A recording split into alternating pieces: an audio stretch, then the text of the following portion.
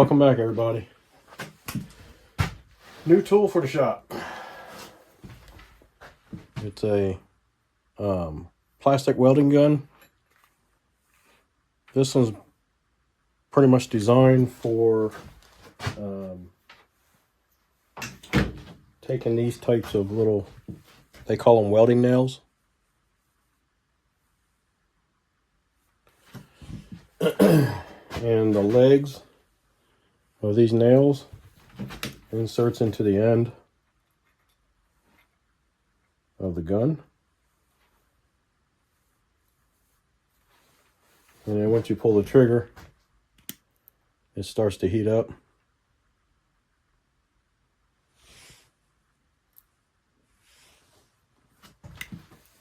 And then once it starts to heat up, it's you apply it to a piece of plastic that would have a crack in it or something like that. So, and you would melt that into the plastic. So I haven't used it yet, but this is something I want to start using in the shop. I've had people ask me quite a few times if I had a way to repair plastics, and I didn't at the time, or not a good way anyway. The old way would be drill holes on each side of it, reinforce it with a piece of metal and some bolts, but but it's set up to with these different types of welding nails. And what they do, these three types can do like cracks in the plastic. This one here, inside corners. That one there, outside corners. The kit came with a ton of the different types of welding nails. All these bags here are the different types of welding nails. It also came with like these, I don't know, iron plates. You can use it to cut plastic ropes. See it smoking?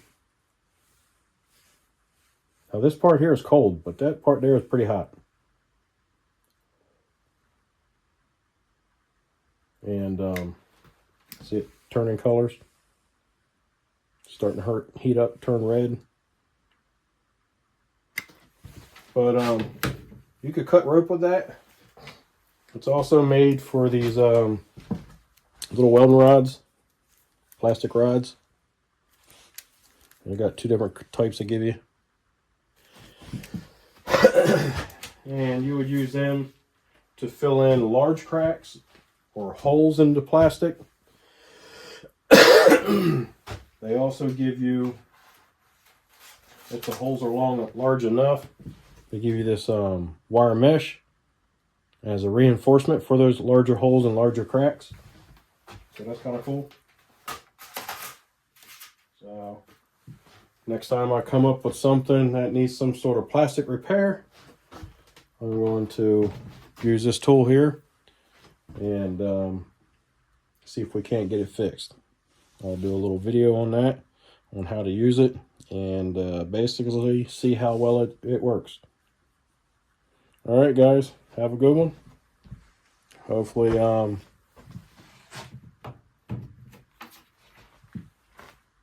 hopefully you'll check out this product. And no, I'm not sponsored by this. I buy all my own stuff. I just like to share with you guys what it is that I use in my shop. All right, guys, just a quick demo. I tried one out on this old flywheel fan that's busted, can't be used again.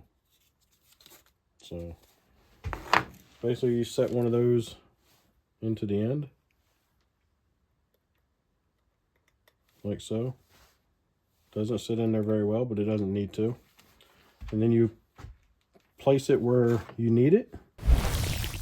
Once you place it where you need it, you pull the trigger.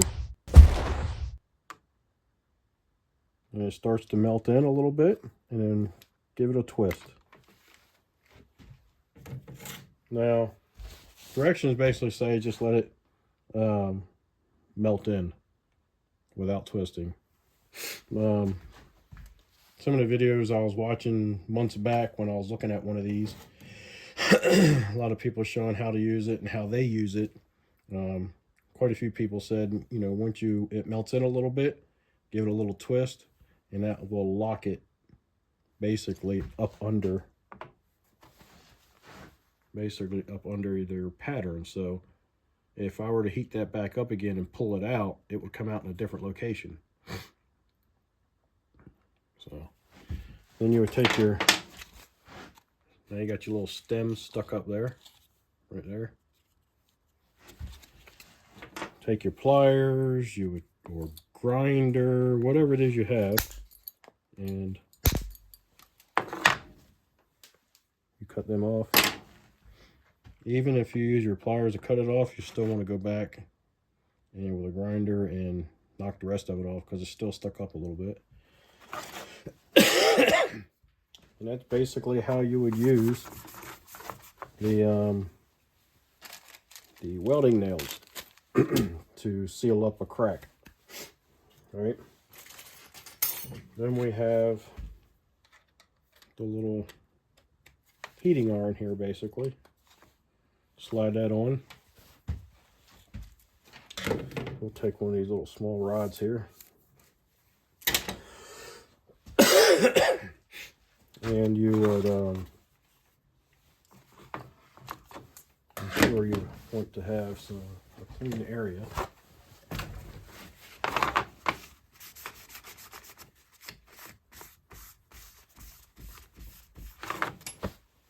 And you would just take your iron, let it heat up, and you would basically melt that into the base. And of course you want to do this in a ventilated area.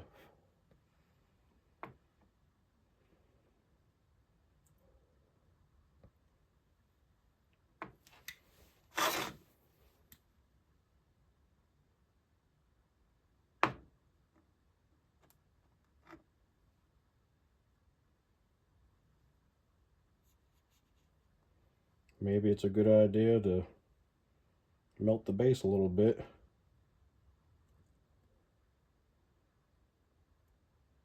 before melting the rod into it. I don't know. Something I'll have to play with.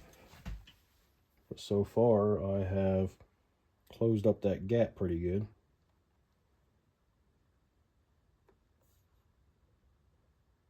See if we can close it up even more.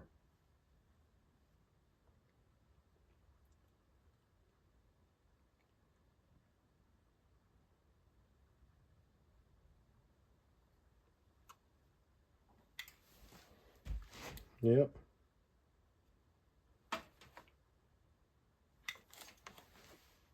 Okay. Closed up that gap a bit. It ain't perfect. It ain't pretty. But let that cool down. And then you would just go along and dress it up with a sanding wheel and a grinder, or sanding block by hand, or whatever.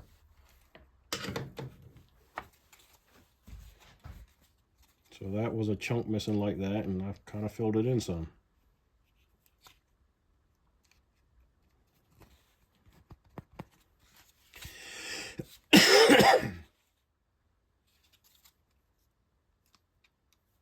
You know, is it going to be as strong as this molded piece? No.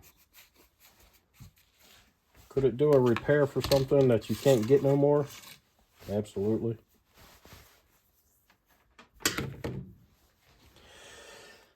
One of the things that I see a lot of is John Deere hoods on riding tractors. First thing everybody wants to do is grab the center of the hood and pull. As soon as they do that, they split it right down the middle. You're supposed to grab it from both sides and pull. So a lot of John Deere tractors, hoods, I see them split right down the middle. And just a little addition to the shop. It's not too terribly hard to use. Back in the day, before somebody came out with this, I just used to use my soldering iron and zip ties and did the same thing. So, all right, guys. Hopefully this will was some good information for you. Hopefully you like it and you might want to get one for yourself. If so, give me a thumbs up, subscribe, send me some comments, let me know what you think. Be kind and help people when you can.